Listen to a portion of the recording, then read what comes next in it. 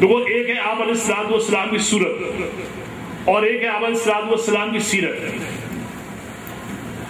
ہمارے لیے سرکار دو عالم صلی اللہ علیہ وسلم کی سیرت اور سرکار دو عالم صلی اللہ علیہ وسلم کی صورت دونوں مبارک ہیں، دونوں حق ہیں، دونوں پر عمل کرنا ہے.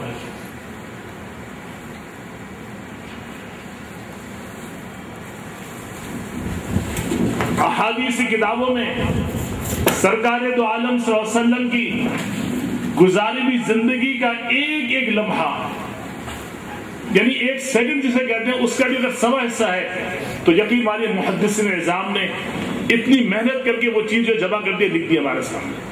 یعنی آپ علیہ السلام کی زندگی کا کوئی پہلو ہم سے مخفی نہیں ہے، ہم سے پوشیدہ نہیں ہے، ہم سے چھپا ہوا نہیں ہے، وہ ہمارے سامنے ہے. اور اس کے لیے محدثین اعظام نے کیسی محنت کی ہے، کتنی قربانی دی ہے. میں صرف آپ کو امام بخاری رحمۃ اللہ علیہ کی بات کا سناتا ہوں. جیسے کہ ہماری زبان سے جہاں بھی مقولہ ہے اصح الکتاب بعد کتاب اللہ الجامع الصحیح، کہ قرآن کریم کے بعد اگر دنیا پر کوئی صحیح ترین کتاب ہے تو الجامع الصحیح ہے، جو البخاری کے نام سے مشہور ہے. اب امام بخاری رحمۃ اللہ علیہ بچپن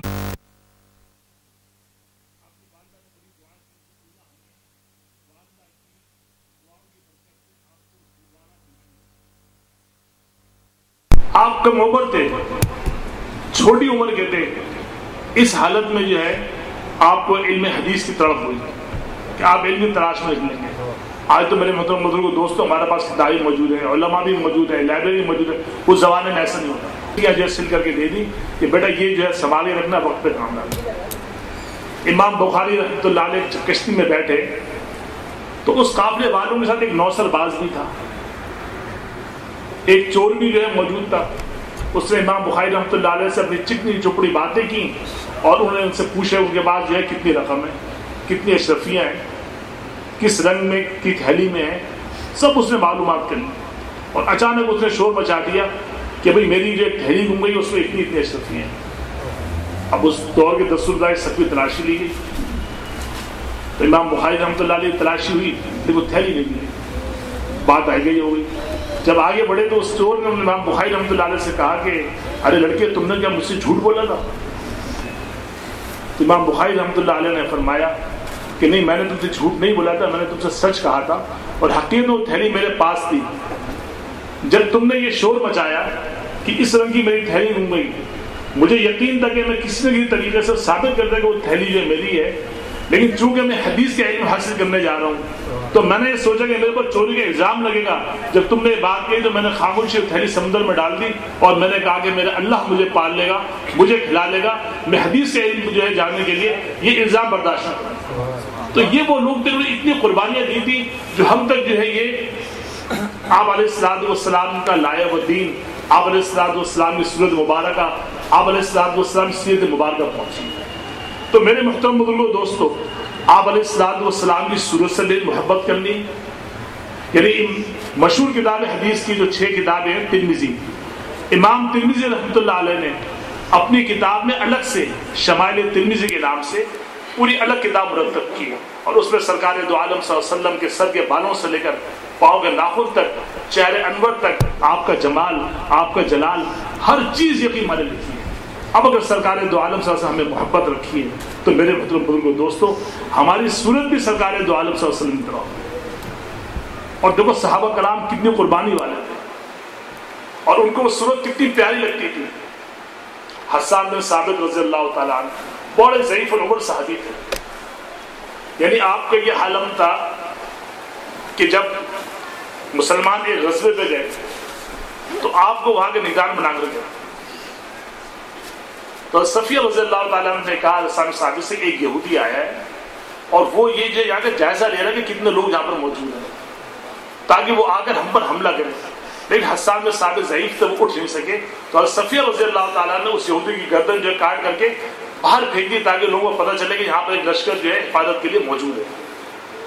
لیکن آپ یہ دیکھیں کہ انہوں نے جب سرکار دو عالم صلی اللہ علیہ وسلم کے چہرے انور کی طرف دیکھا اور ان کی زبان سے فی البدیع و اشعار نکلے تو جس طریقے سے اللہ نے قیامت تک کے لیے قرآن کریم کو سرکار دو عالم صلی اللہ علیہ وسلم کی ذات عالیہ کو محفوظ کر دیا ہے اور قیامت تک ان کا چرچا رہے گا، تو بالکل اسی طریقے سے وہ چیزیں جو قرآن کریم سے وابستہ ہے، جو سرکار دو عالم سے اصل نسبت ہو گئی جن چیزوں کو، وہ بھی قیامت تک جو ہے انشاءاللہ تعالیٰ اپنی ایسی حالت میں ہے۔ تو آپ علیہ السلام حضرت حسان ثابت رضی اللہ تعالیٰ عنہ قیامت کیا پاگل ہے انسان بھی جو ہے، آپ علیہ السلام اٹھتے ہیں تمام کاموں کو چھوڑ کر، اور جیسا کہ آپ کی عادت تھی آپ کلیت سے فرماتے تھے اے ام فلاں بتائیے آپ کی کیا ہے، کہنا میرے ساتھ چلیے۔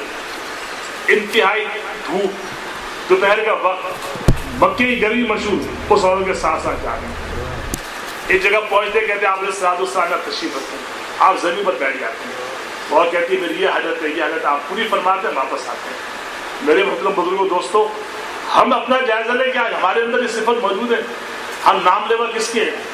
محمد عربی صلی اللہ علیہ وسلم۔ ہم نام لیوا کس کے ہیں؟ سرکار دو عالم صلی اللہ علیہ وسلم۔ لیکن ہم اپنا سلوک اپنے ماں باپ کے ساتھ دیکھ لیں، اپنے بڑے بہن بھائیوں کے ساتھ دیکھ لیں، اپنے بزرگوں کے ساتھ دیکھ لیں۔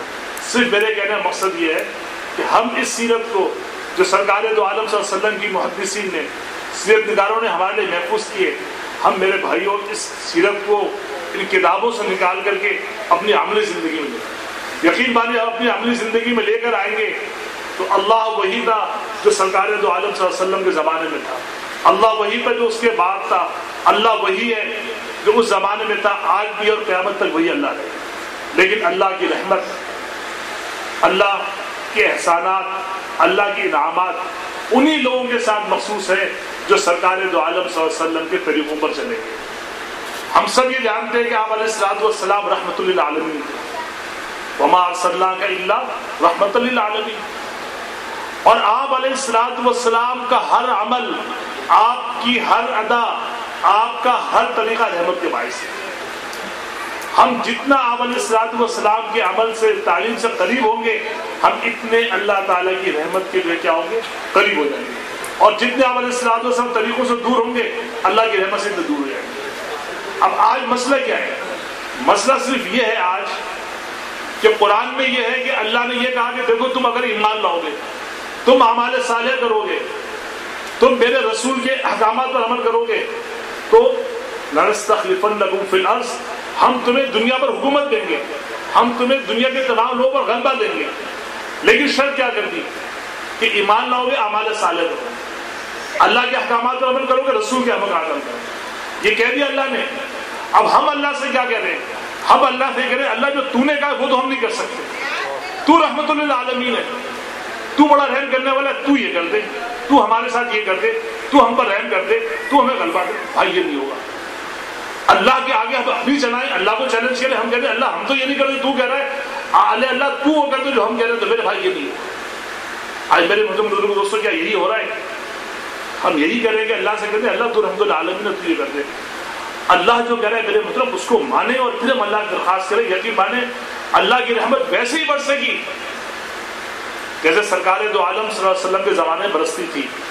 کیوں کہ وہ جو رحمت ہے وہ آپ علیہ السلام نے جو طریقے بتائے ہیں، جو اعمال بتائے، اس کے ساتھ خاص ہے۔ اگر وہ سرکار دو عالم صلی اللہ علیہ وسلم، آپ بڑا مشہور شعر سنتے ہیں، کرو آج بھی ابراہیم جیسا ایمان پیدا، آج کر سکتی ہے انداز گلستان پیدا۔ تو میرے محترم بزرگوں دوستوں، آئیے میرا وقت بھی ختم ہو چکا ہے، میں اس مختصر سی بات میں صرف آپ سے یہ عہد کروں گا اور میں خود بھی یہ عہد کروں گا کہ ہم اپنی عملی زندگی میں آپ علیہ السلام کی تعلیمات کو لے کر آئیں، آپ علیہ السلام طریقوں کو لے کر آئیں۔ یقین مانیے ہم دوبارہ اپنی عظمت کو بحال کر لیں گے، ہم دوبارہ پوری دنیا پر حکومت کریں گے، لیکن صرف شرط یہ ہے کہ ہم آپ علیہ السلام کی سیرت طیبہ کو، آپ علیہ السلام طریقوں کو اپنی عملی زندگی میں لے کر آ جائیں۔ میری دعا ہے کہ جو کچھ کہا سنا اللہ پاک مجھے بھی اور آپ سب کو اس پر عمل کرنے کی توفیق عطا فرمائے۔ وآخر دعوانا الحمدللہ رب العالمین۔ بصیرت افروز خیالات سے حاضرین محفل کو مستفید فرما رہے تھے۔